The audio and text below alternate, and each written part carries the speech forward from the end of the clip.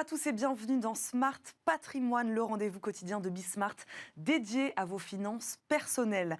Au sommaire de cette édition et comme tous les mardis, zoom sur les placements alternatifs dans patrimoine thématique. Une première partie qui devrait plaire aux amoureux des belles jantes et des carrosseries brillantes puisque nous parlerons aujourd'hui des voitures de course, un marché de niche qui connaît pourtant une très forte dynamique depuis quelques années, pas seulement limité au plaisir de collectionner de superbes produits des temps modernes, il est aussi possible d'en tirer un beau profit, vous verrez. Et puis, dans Enjeu patrimoine, fonds de distribution, fonds de capitalisation, quelle différence? Au moment d'investir, vous devrez vous décider entre un fonds qui distribue un dividende et un fonds qui capitalise les revenus. La fiscalité n'est pas la même, bien sûr, mais la stratégie non plus. Alors, quelle version choisir? On fera le point tout à l'heure avec nos deux experts. Smart Patrimoine, c'est parti.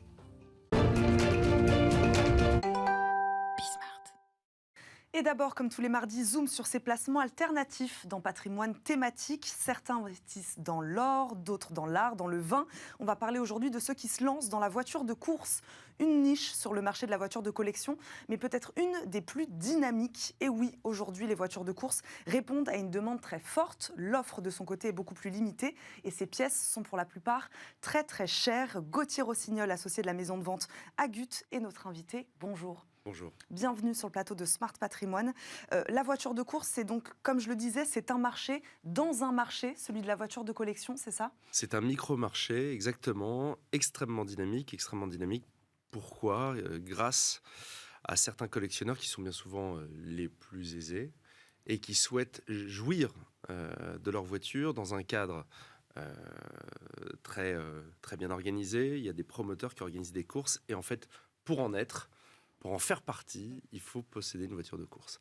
Et bon, là, après, ça ouvre tout le champ des possibles, mais voilà, le but, c'est ça, et la raison de la dynamique du marché, c'est ça. À quand remonte l'intérêt exactement, Gauthier Rossignol, des investisseurs justement pour ce marché de la voiture de course? Ça a toujours plus ou moins existé. Ouais.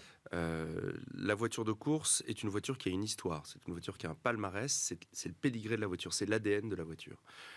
Et ça commence bien avant le fait qu'elle ait couru. Ce sont les hommes qui se sont penchés dessus. Donc ce sont vraiment les voitures les plus importantes du marché de la collection. Et c'est également le cas aujourd'hui, parce que l'histoire se répète, pour les voitures actuelles, des 24 heures du Mans par exemple, de Daytona, de Sebring, toutes ces grandes courses d'endurance, sur lesquelles se sont penchés les plus grands constructeurs, les plus grands ingénieurs, mais également les plus grands sponsors, parce que les sponsors se devaient d'être visibles auprès du grand public.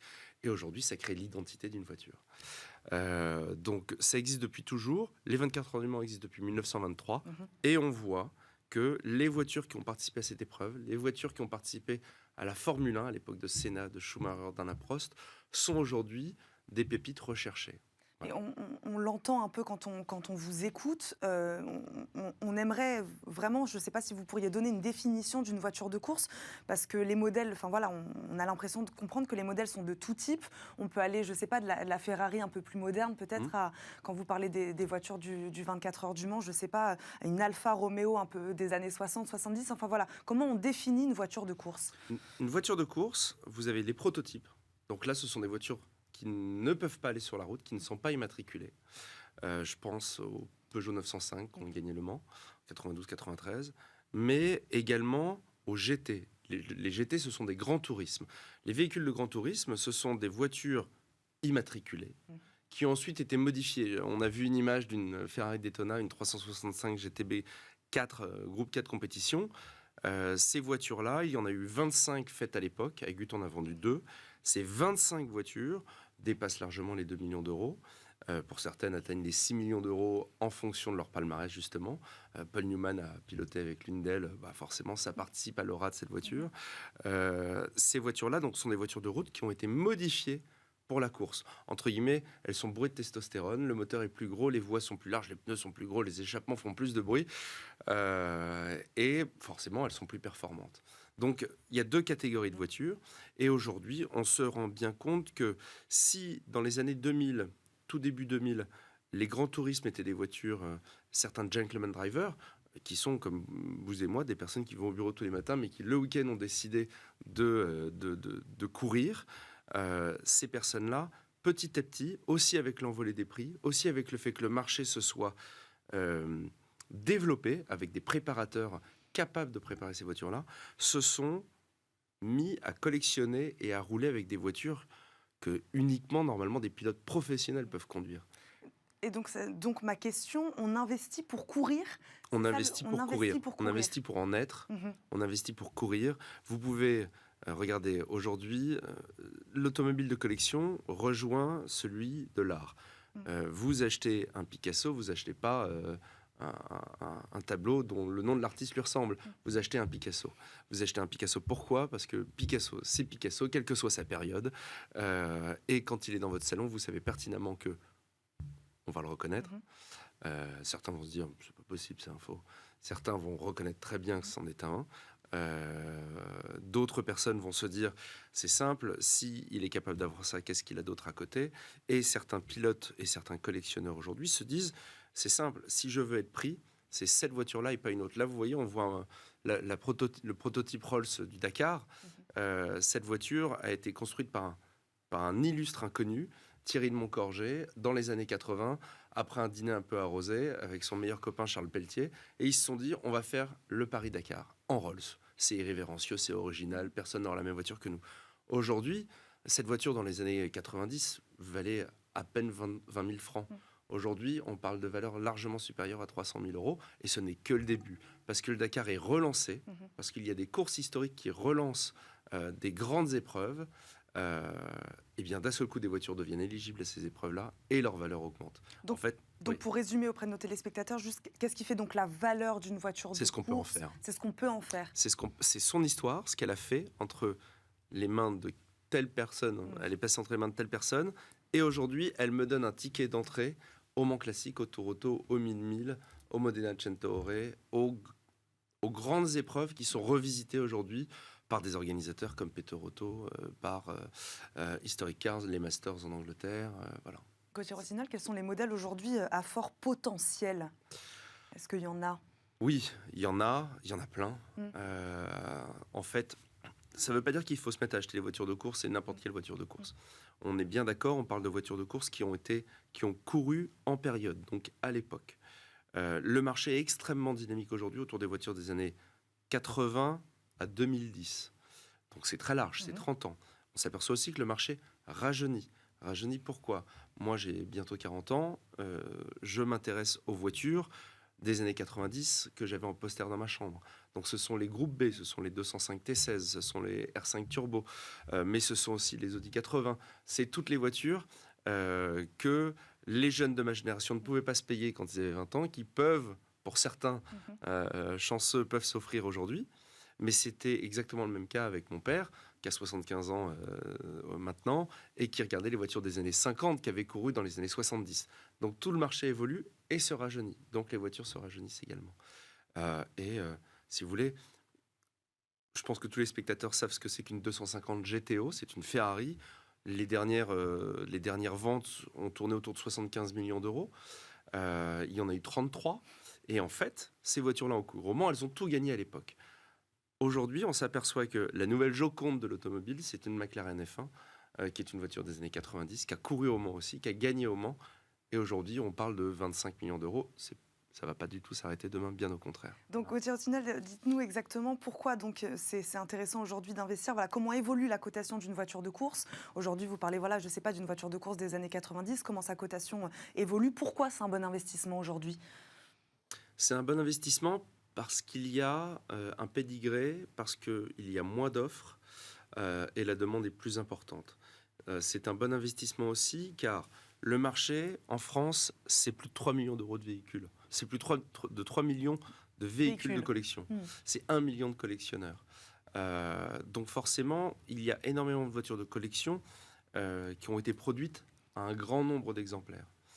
Aujourd'hui, quand on s'intéresse à une voiture de course, on va plus s'intéresser à son histoire qu'au modèle en question. Bien sûr, mes propos sont à modérer, mais il est bien plus important de savoir que telle voiture a cette histoire-là, qu'elle est passée entre telles mains, que d'avoir une énième Triumph TR4, une énième Ferrari 308 GTB. Vous pouvez avoir la plus belle des Ferrari. Si celle-ci a été produite à X milliers d'exemplaires, ce qui est le cas maintenant, parce que Ferrari se met à produire énormément de voitures, elle va prendre de la valeur très certainement, parce qu'il y a en effet un côté spéculatif. En effet, c'est une Ferrari. Mais ça n'a strictement rien à voir avec un modèle peut-être moins cher à l'achat à l'époque, mais qui a une histoire, et c'est cette histoire qu'on achète. Et qui est plus rare aussi. Et qui est beaucoup plus rare, et qu'on ne pourra pas reproduire dans le temps actuel. Voilà. Quel est le budget? On vous a entendu donner quelques chiffres, mais le budget nécessaire aujourd'hui pour investir dans une voiture de course, ou au minimum, on va peut-être partir là-dessus. Ça commence, on peut acheter aujourd'hui une MGB qui est préparée. Si on veut qu'elle soit bien préparée, il faut quand même parler autour de 50 000 euros. Ce sont des voitures éligibles au Mans Classique, ce sont des voitures éligibles au Tour Auto, ce sont des voitures éligibles au Modena Centaure en Italie. On ne fait pas les 1000 avec ça, mais c'est éligible à plein de courses moins prestigieuses que les 3 noms que je viens de citer, mais qui vous permettent de participer à ces épreuves-là. Ça ne veut pas dire que vous serez d'office retenu par les organisateurs, parce que des propriétaires de MGB qui sont préparés avec un passeport technique, il faut avoir une sorte de sésame, il faut que la voiture soit préparée avec un arceau, un baquet, ce genre de choses. Il y en a une cinquantaine en France qui sont capables de se présenter aujourd'hui à ces épreuves-là. Mais l'organisateur, il ne va pas prendre les 50. Il va en prendre 5 maximum, parce qu'il voudra privilégier un Daytona, il voudra privilégier une Porsche 906, des voitures qui ont fait l'histoire. Mais ça ne veut pas dire qu'une 2 chevaux qui a participé à l'époque au Tour de France ne sera pas retenue. Pourquoi ? Parce qu'une 2 chevaux aussi, il ne faut pas oublier qu'on est dans le milieu de la passion, et une 2 chevaux, tout le monde a eu un oncle, un grand-père, une tante qui a roulé en 2 chevaux. On a tous une histoire. Je me suis retrouvé à l'arrière d'une 2 chevaux un jour. Mais c'est merveilleux, c'est une madeleine. Je me suis retrouvé hors du temps. Voilà. Donc ça, c'est quand même quelque chose qu'il ne faut pas oublier, parce qu'on est quand même sur le marché de la passion. C'est aussi ce qui le rend parfois un petit peu déraisonnable. C'est un marché passion. Une question aussi sur l'entretien, révision, réparation. Voilà, détenir une voiture de course, c'est quelque chose qui coûte cher au quotidien? Oui. Détenir une voiture de course, c'est cher. Pourquoi ? D'une part, parce que, comme on dit que c'est un marché dynamique, ça veut dire qu'il y a de l'achat et il y a de la vente assez régulièrement. Pourquoi ? Parce qu'un gentleman driver, quand il s'achète une voiture, c'est pour l'utiliser. Une voiture de course, c'est pour l'utiliser. On part du principe qu'il va s'inscrire à 1, 2, 3 saisons avec cette voiture. Donc il va aller au maximum des capacités techniques de la voiture. Lui aussi va se pousser un petit peu dans ses retranchements et va devoir se cracher dans les mains pour pouvoir faire de bons temps, pour bien figurer au classement. Du coup, la voiture, entre guillemets, on va dire qu'il l'use. C'est pareil, on simplifie les propos, mais il va user cette voiture. Du coup, il a besoin de la faire entretenir. Et là, il y a des préparateurs spécialisés qui ne sont pas les préparateurs, qui ne sont pas les garagistes dans lesquels on a l'habitude de déposer son MGB.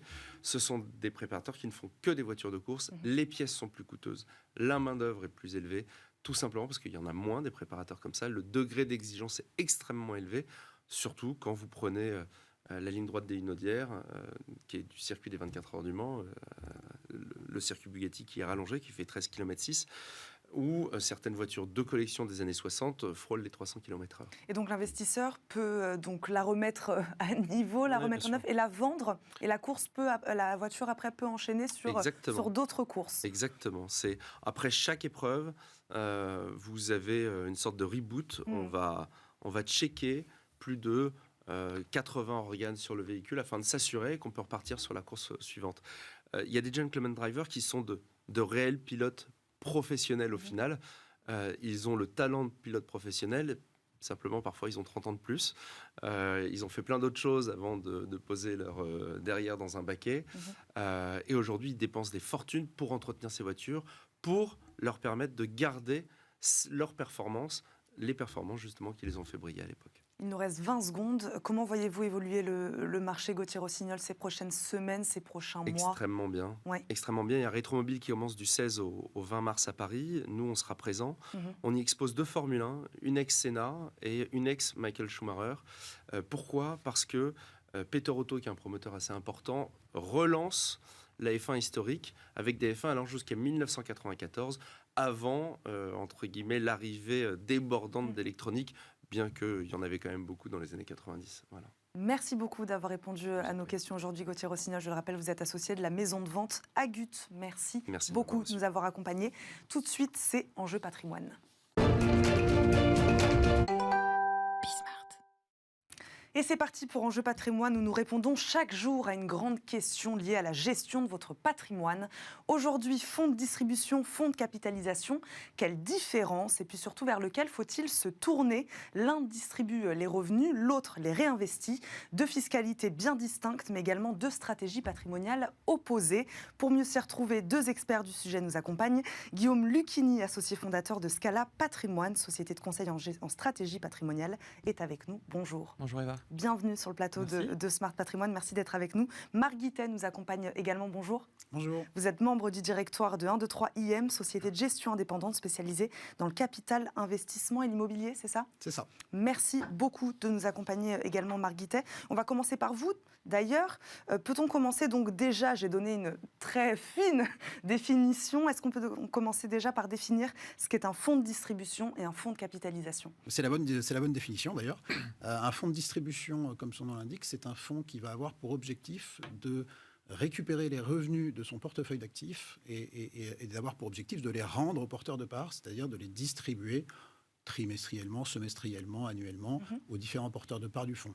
A contrario, un fonds de capitalisation, il va avoir pour objectif de conserver ces revenus de ses actifs, générés par ces actifs, et de les réinvestir dans la même stratégie.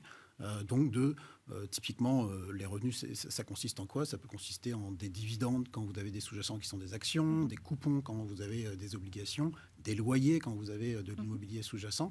Et donc, ces loyers, ces coupons, ces dividendes, ils vont les réinvestir en actions, en immobilier ou en nouvelles obligations. Donc on a deux stratégies bien distinctes, une plutôt court-termiste, l'autre plutôt long-termiste, c'est un peu ça, c'est-à-dire un où on cherche un complément de revenus, l'autre où on cherche à investir sur le plus long terme. Ce serait un peu ça pour simplifier? C'est exactement ça. Ça répond à deux objectifs qui sont différents. Effectivement, quand vous allez choisir un fonds de distribution, vous avez pour objectif de générer pour vous un revenu complémentaire, c'est-à-dire de tirer les fruits de votre investissement régulièrement, alors que dans un fonds de capitalisation, il y a un phénomène d'accumulation du capital et donc vous cherchez à générer du capital supplémentaire sur une durée plus longue. Ok. Guillaume Lucchini, est-ce que la majorité des fonds sur le marché, ils sont disponibles dans ces deux versions? C'est vrai que c'est ça qu'on se pose aussi comme question. Est-ce qu'on peut choisir la distribution, la capitalisation sur tous les fonds? Oui, effectivement, le principe même, c'est que quand vous achetez une part, donc déjà, il y a trois types de parts. Il y a ce qu'on appelle la part institutionnelle, qui est réservée à des certains montants. Vous avez la part retail, qui est la part plutôt grand public. Et vous avez maintenant la part clean share, qui est un peu un entre-deux, qui est l'équivalent de la part institutionnelle pour une clientèle retail. Et après, une fois que vous avez choisi cette typologie de part, derrière, vous avez un sous-jacent qui est effectivement ce que disait... Marc, j'ai oublié ton prénom. J'étais obnubilé par les voitures de collection avant. Et ce que disait Marc, c'est qu'effectivement, soit je suis en distribution ou capi, donc C ou D. Donc en fait, aujourd'hui, j'ai le choix quand je fais ce type d'option. Après, la question qui se pose, c'est dans quelle enveloppe je le mets? Parce qu'au final, la capi et la distribution, c'est bien si je suis en direct, c'est-à-dire essentiellement sur la partie compte-titre. Parce qu'après, dès que j'ai une enveloppe fiscale qui va s'interposer de type PEA, assurance vie, contrat de capi, finalement, la notion de capitalisation ou de distribution est un peu moins efficiente puisque ma fiscalité à ce moment-là va être celle du contrat et donc du coup, je vais avoir une neutralité fiscale sur cette partie-là. Donc en fait... Mais là, on est sur le contrat, c'est quelque chose de différent. Exactement, c'est-à-dire qu'en fait, dans un premier temps, si je choisis le fonds, effectivement, capi ou distri, et ce que disait Marc, effectivement, c'est de se dire qu'en fonction de ma stratégie patrimoniale, je vais avoir deux stratégies différentes. La première, je suis plutôt dans une logique de réceptionner des revenus, notamment pour un complément de revenus. On pense notamment à des gens qui sont à la retraite ou des gens qui ont effectivement un changement d'activité et qui ont un besoin finalement de revenus à une certaine date. Et c'est là où les revenus peuvent être trimestriels, semestriels, donc ça dépend effectivement de la distribution qui est faite par cette unité. Et puis de l'autre côté, j'ai effectivement la capitalisation qui a un effet qui est de se dire je vais reporter finalement la réception de ces fonds à une date ultérieure qui Mhm. peut correspondre effectivement à 5, 10, 15 ans au moment de la retraite. Une date ultérieure, justement, Marguerite, est-ce qu'il y a un nombre d'années précis? C'est-à-dire, est-ce qu'on se dit, par exemple, c'est à partir de 10 ans qu'il faudrait plutôt partir sur un fonds de capitalisation? Voilà, comment vous conseillez les clients qui viennent vous voir? C'est-à-dire, si moi j'ai une stratégie à 6-7 ans, à 10-15 ans, à 20 ans, il y a aussi ça, il y a une question d'années aussi? Alors, pas nécessairement. Il y a effectivement des enjeux personnels qui peuvent guider sur l'une ou l'autre des options, mais il n'y a pas forcément de durée cible pour telle ou telle part. On a des fonds de distribution qui sont des fonds relativement courts. On a des fonds de capitalisation qui sont courts également, d'autres qui sont longs. Donc, on n'a pas nécessairement une part qui correspond à une typologie d'investissement sous-jacent. Ce qui est certain, c'est que pour pouvoir proposer des fonds et des parts avec des parts de distribution, notamment dans le capital investissement qui est notre spécialité, on va avoir besoin de sous-jacents qui génèrent du rendement. Effectivement, quand vous avez des immeubles, vous avez des loyers. Quand vous avez des obligations, vous avez des coupons. Quand vous avez des actions, c'est plus incertain si vous arrivez à avoir des dividendes ou pas. Et donc, les instruments qui génèrent du rendement sont naturellement des investissements qui, en général, sont relativement longs. Quand on fait un investissement obligataire, on fait rarement un investissement obligataire à 12 mois. C'est plutôt des sujets à 5-6 ans. L'immobilier, c'est toujours relativement long. On parle plutôt d'une dizaine d'années. Les infrastructures, on parle de 15-20 ans. Donc, les investissements sous-jacents qui génèrent du rendement et permettent des coupons Donc sont plus long, des mais qui investissements rapportent plus. relativement plus longs. Voilà. Dans les faits, Marguerite, quels types de fonds sont plus plébiscités aujourd'hui par les Français? Alors, je vais parler du domaine que je connais particulièrement, le capital investissement. Sur le capital investissement, on a une demande assez forte sur les parts de distribution pour une raison relativement simple, c'est que sur cette matière du capital investissement, qui est une matière liquide, vous avez besoin en tant que client d'avoir une forme de perception de la rentabilité de votre investissement. Donc il y a un aspect psychologique qui est important de se dire je tire les fruits de mon investissement qui est un investissement relativement long et donc ça me permet de vérifier que l'investissement se passe correctement. Donc il y a un sujet psychologique encore une fois qui fait que les fonds de distribution sont relativement plébiscités. Et il y a un deuxième aspect qui est que sur cette matière du capital investissement, la clientèle est en train d'évoluer. Aujourd'hui, les patrimoniaux sont à la recherche de ce type de classe d'actifs. Et eux, ce sont des gens qui ont des problématiques de génération de revenus complémentaires et donc aiment ce sujet de distribution. Guillaume Lucchini, donc on est d'accord, deux stratégies distinctes, opposées, qui s'accordent aussi avec le profil du client, évidemment. Surtout, parce qu'effectivement, on parle de la question du besoin, c'est-à-dire est-ce que j'ai un besoin de revenu immédiat ou différé, mais ce qu'il faut prendre en compte, c'est surtout la situation fiscale du client, et puis aussi le montant qu'il va placer. Parce qu'à partir du moment où vous êtes dans un système de capitalisation, l'impôt que vous différez, finalement, il va se capitaliser avec le temps. Donc plus je suis sur une capitalisation avec un horizon de temps qui est long, et plus j'ai une assiette finalement d'investissement qui est importante, et plus l'effet fiscal est intéressant avec de la capi. Et c'est là où effectivement j'ai plutôt tendance à avoir de la capi avec un sous-jacent action, qu'avoir de la capi avec un sous-jacent qui est obligataire. L'obligataire, effectivement, par rapport au rendement, je vais avoir un effet qui fait que si j'ai de la distribution, c'est pas très très grave.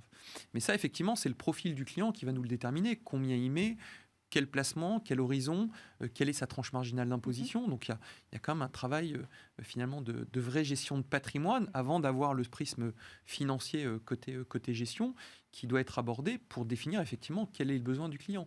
Parce que sa fiscalité va jouer beaucoup dans l'opération. On sait qu'aujourd'hui, c'est la fiscalité du client qui va nous faire prendre telle ou telle direction. Et j'en parlais au tout début, c'est de se dire, est-ce que finalement, ce type de fonds, je le prends en direct, dans du compte titre, et donc du coup, alors si je suis dans de la distribution, je vais générer de l'impôt chaque année, ou est-ce qu'au final, je ne vais pas commencer à avoir des réflexions un peu plus patrimoniales, où finalement ces fonds, je peux les avoir dans des contrats d'assurance vie, là cette fois-ci avec une logique de transmission, parce que effectivement ces fonds vont être transmis à des héritiers, à des bénéficiaires qui vont bénéficier effectivement du cadre fiscal de l'assurance vie, ou est-ce que de l'autre côté, effectivement, si je suis dans de la CAPI, est-ce que j'ai pas intérêt d'être dans du PEA, parce que le PEA, c'est quand même parfait pour ça. Hein. Si on fait de l'action, c'est quand même la meilleure enveloppe, même si on a des enveloppes qui sont limitées, c'est quand même des enveloppes qui sont particulièrement intéressantes, parce que cette fois-ci, l'impôt, passé 5 ans, on n'a plus d'impôt sur le revenu, on a de la CSG. Donc, le prisme patrimonial, aujourd'hui, pour moi, ça doit être le premier filtre qui doit être positionné, qui est de se dire quels sont les besoins du client, son profil de risque, son horizon. Donc, tous ces éléments doivent être marqués sur le papier. À partir de là, forcément, votre cahier des charges va différer en fonction des résultats obtenus. Vous avez parlé de la fiscalité aussi Marc Guittet, Guillaume Lucchini, pardon. C'est quelque chose qui rentre en compte, c'est un critère de sélection aussi quand on choisit entre un fonds de distribution et un fonds de capitalisation. Parce qu'on n'en a pas parlé. Quelle fiscalité s'applique, je ne sais pas Marc Guittet si vous voulez répondre à cette question, quelle fiscalité s'applique sur un fonds de distribution, un fonds de capitalisation? Alors, dans la plupart, il y a plein de réponses à cette question. Dans la plupart des fonds français, il y a une forme de transparence fiscale qui fait qu'on va d'abord s'intéresser au sous-jacent, de savoir le revenu qui est distribué, d'où il provient. La fiscalité, elle a été relativement homogénéisée avec le PFU. Et donc, aujourd'hui, vous avez assez peu de différence entre des distributions qui proviendraient de dividendes ou des distributions qui proviendraient de coupons d'obligations, par exemple. Parce que vous avez le PFU d'un côté pour les dividendes, le PFU ou l'option avec l'abattement de 40% si la distribution provient de coupons d'obligations. Donc ça a été relativement harmonisé. Ce qui fait d'ailleurs aujourd'hui que même pour une détention en direct, l'arbitrage, il est plus aussi clair en termes de fiscalité qu'il pouvait l'être il y a encore 5 ou 10 ans, parce que là, il y avait un arbitrage entre des revenus qui revenaient dans votre revenu imposable ou de la plus-value qui était relativement en faveur de la capitalisation. C'est ce qui fait d'ailleurs que les fonds de distribution connaissent cet essor-là, en tout cas pour la partie capital investissement, où il n'y a plus cet arbitrage de fiscalité. Donc la fiscalité, elle est relativement homogène aujourd'hui, quel que soit le support sous-jacent du véhicule qu'il distribue ou qu'il capitalise. Sachant qu'il y a quand même un point important, et ce que disait Marc est tout à fait juste, c'est-à-dire qu'effectivement, depuis la mise en place du PFU, donc cette fameuse flat tax à 30%, on a finalement optimisé tout ce qui est perception de dividendes, tout ce qui est perception effectivement de revenus comme ça, parce qu'effectivement, on n'est plus dans la tranche marginale d'imposition. Pour autant, les clients peuvent faire l'option. Et là, il faut faire attention, parce que beaucoup de clients aujourd'hui, quand ils font l'option à l'IR, il faut savoir que l'option, on porte sur tous les revenus mobiliers. C'est-à-dire que je ne peux pas choisir un compartiment en disant, voilà, je veux du PFU sur telle partie parce que je trouve ça intéressant, et de l'autre côté, je veux de l'IR. Voilà, c'est quand je fais l'option, il y a tout qui passe à l'IR. Donc, il faut vraiment, là aussi, c'est là où je vous dis que la fiscalité prend tout son sens. C'est là où il y a un vrai choix à faire, et ce choix doit être réfléchi en prenant finalement une appréhension de la globalité des revenus du patrimoine pour savoir si effectivement l'option est intéressante ou pas. Mais c'est vrai qu'aujourd'hui, la flat tax, c'est ce qui nous a permis effectivement d'avoir des stratégies un peu plus efficientes sur tout ce qui est compte-titre, parce qu'à l'époque, le compte-titre, on était quand même sur la tranche marginale, et tous les clients avec un certain revenu, il n'y en a aucun qui privilégie le compte-titre. Alors que maintenant, le compte-titre peut être vraiment efficient, notamment dans cette logique de distribution, d'autant plus que, à l'inverse finalement d'un contrat de capi ou un contrat d'assurance vie, l'enveloppe, elle, a des frais de gestion, ce que le compte-titre n'a quasiment pas. Donc là aussi, il y a une notion de performance et de gain qu'il faut mettre en rapport en fonction des frais du contrat. On va s'arrêter sur ces mots. Merci beaucoup à tous les deux d'avoir répondu à nos questions aujourd'hui. Guillaume Lucchini, associé fondateur de Scala Patrimoine, Marc Guittet, membre du directoire de 1, 2, 3 IM. Merci à Eva. tous les deux de nous avoir accompagnés. Merci à vous de nous avoir suivis. Demain, vous retrouvez Nicolas Pagnès à la présentation de ce rendez-vous. J'ai été ravie de le remplacer aujourd'hui. À très vite sur Bismart. Très bonne journée à tous.